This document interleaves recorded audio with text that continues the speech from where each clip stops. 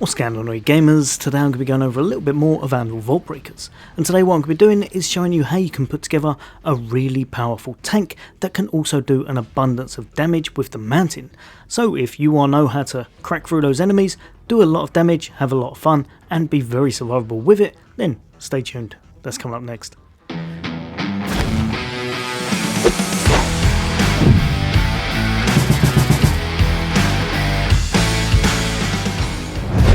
Welcome back, you guys and girls. As always, for all things gaming, for all things Xbox, then why not hit that subscribe and bell icon? I'll bring you all the latest and greatest in content, hints, tips, guides and builds, and just some fun gameplay and reviews of upcoming games. But for today I'm here to show you what you should be aiming for the kind of tankier, more durable classes in the game, especially the Mountain, which can dish out just an abundance of damage and be a lot of fun with his builds. Now, if you've played Anvil Vault Breakers for a while, you'll know it'd be very hard for me to tell you the exact route to go in order to grab everything, because most times you're not going to be able to get a perfect build, you're not going to be able to get every single thing, but what I can show you is exactly what to aim for and what will very much help you out during your runs.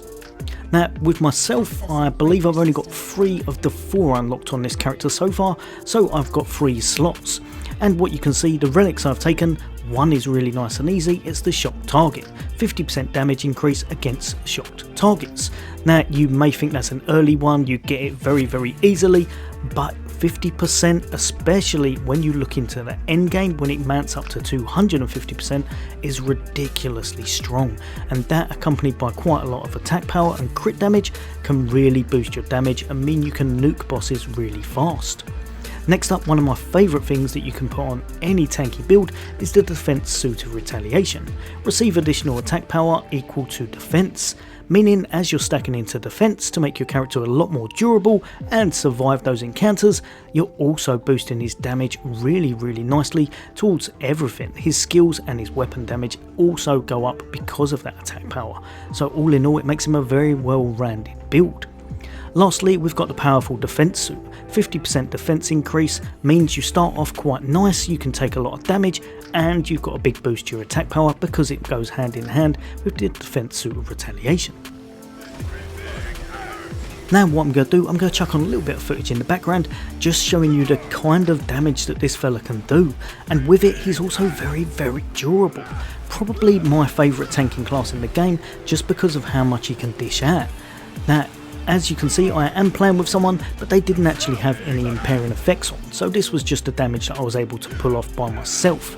Also, I'll chuck on a little bit of a solo run later when I wasn't quite as geared up, but I believe I was hitting around about 1.5–2 million per crit damage. Not bad whatsoever, even though you'd lot better if your build was spot on.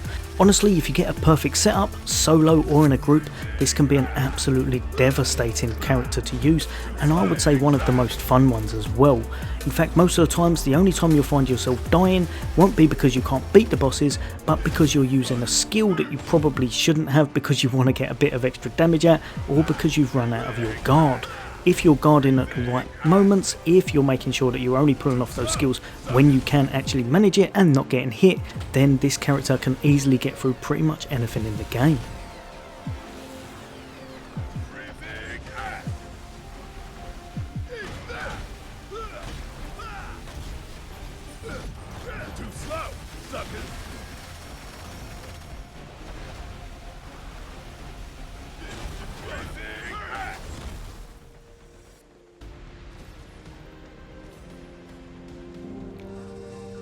Right, so jumping over to his skill upgrades, and these would be the best 7 I would say you should probably aim for if you can pull them off. Now, firstly, this one right here, the recoil stun. Electrifies impact location for 50 seconds and increases weapon power by 100%.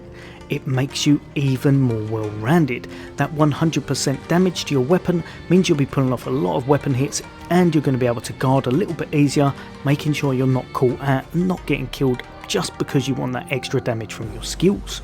Also, electrifying the area for 15 seconds is absolutely amazing on this class, because one of the things, like I said, you want to go into is that actual shock damage, and this right here makes the build overall much better. Next up, and we've got recoil stun. Increases skill power by 100%. Again, anytime we can get that skill power up, it's really going to help us, because this class is mainly about getting your skills out and doing that absolutely massive damage with your Meteor Smash. When you do that third strike with that, you'll be getting millions of points of damage solo, and in a team I'd imagine you could probably get well over 4, 5, even upwards of 6 million. If you've got the right team with the right defences down and you're able to boost your damage, you can make some ridiculously fun build and can see some crazy numbers on screen when you get that final hit. Next up, and we've got this one for Meteor Smash, 100% increased damage to electrified targets.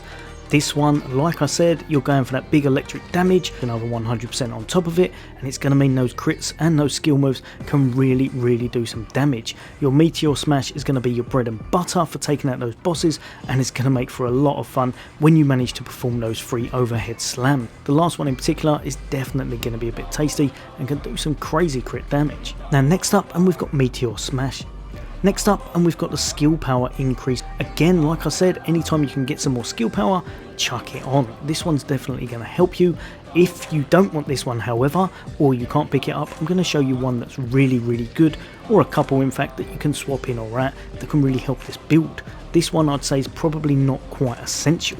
This one on the other hand is the most essential part of the build. All skills deal critical damage.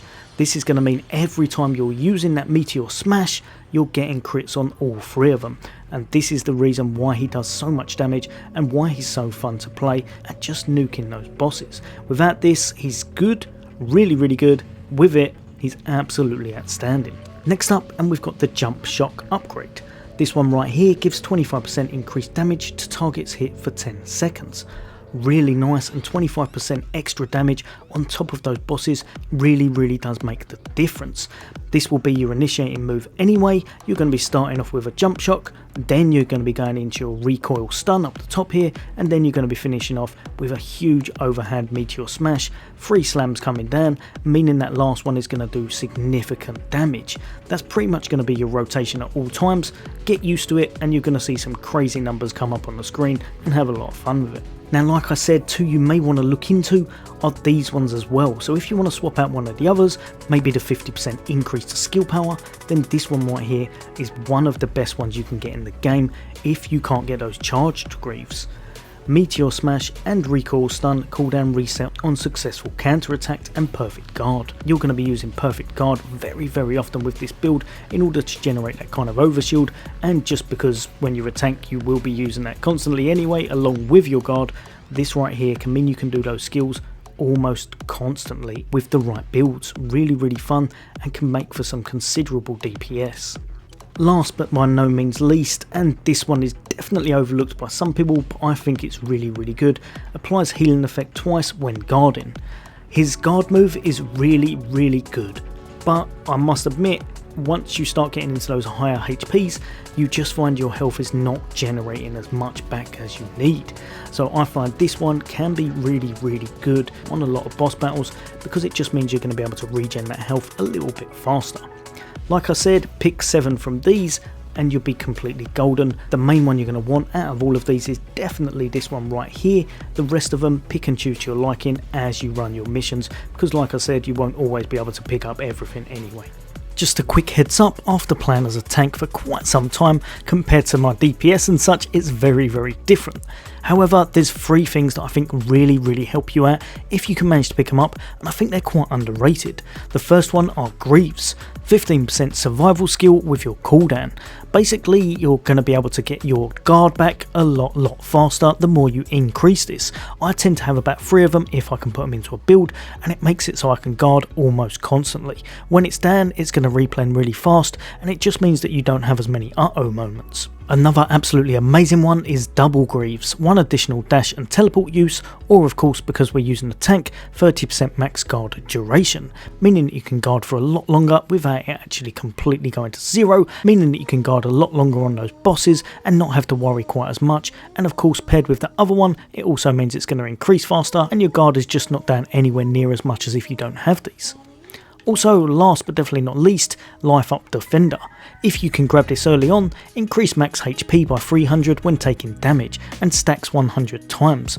Basically, it's going to give you the same as the gold, it's going to give you 30k at max, so if you can get it early, if you're taking a lot of beats, or even if you want to take some beats just to kind of get your life up and then replenish your health afterwards, this one works out perfect. All in all, those three are very underrated but can really help you tank those bosses and get out of tricky situations.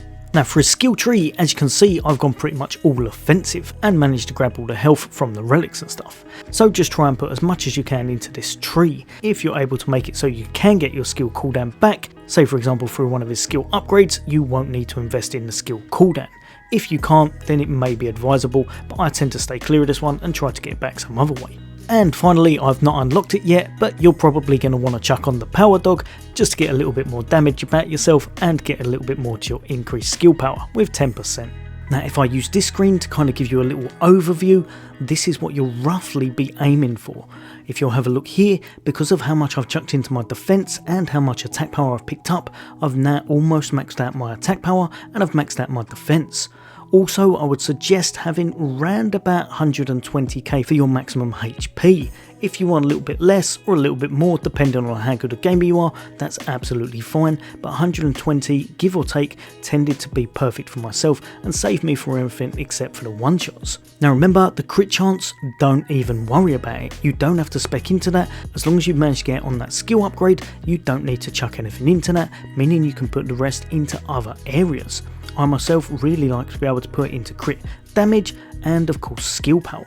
Another thing, like I said, if you can, chuck on a little bit of boss damage and as much shock damage as possible. Those right there will see you through to some amazing numbers in game, and especially if you're playing with some other players that are geared up, you can do some great tanking as well as contribute some great damage and take out those bosses really fast. Now like I said, you won't be able to get everything I've got here, but some great ones to look at are Brawler's Gold Tooth to get the extra damage when you're close to them, Attack Defender if you can get it early enough so you can get that 200% attack power, that's going to be huge.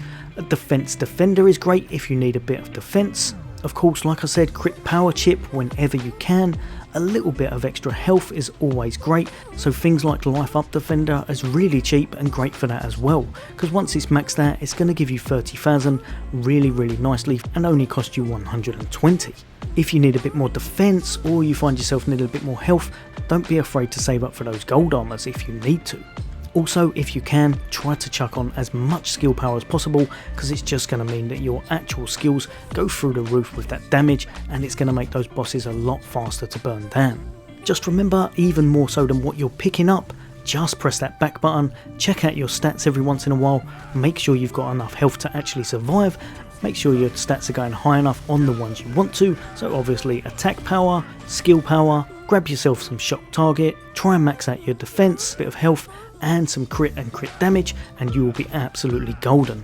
After that, I would highly recommend, if you can as well, grab yourself one of the relics that gives you the extra 30% to your guard. If you can chuck that into your build somewhere, it makes life a lot easier, because then you haven't got as much downtime on your guard, and at those times when that's down, most of the time you'll find that's the only time you're dying. Remember, you're invincible in your jump shock attack, so use that to your advantage, because you're in that for quite some time, almost 4 or 5 seconds. Use that to generate a little bit more shield, and use that whenever it's up, and you will be able to take these bosses down, and you will have a lot of fun doing it. Right, well, you guys and girls, hopefully that's helped a few of you out. Like I said, you won't be doing the exact same build as myself, because you will be picking up different relics each time, but try and max out those bars that I said as high as you can, and you should be absolutely golden. And from there, just don't get overzealous, make sure you're using guards when you need to, and especially when they're going to do those one-shot mechanics, just hold your left trigger in, make sure you're guarding, and it's going to make life a lot easier, because all the damage in the world doesn't save you from the fact that they can pop you far easier than you can pop them. As always, guys and girls, for all things gaming, for all things Xbox, take care, I'll see you on the next day.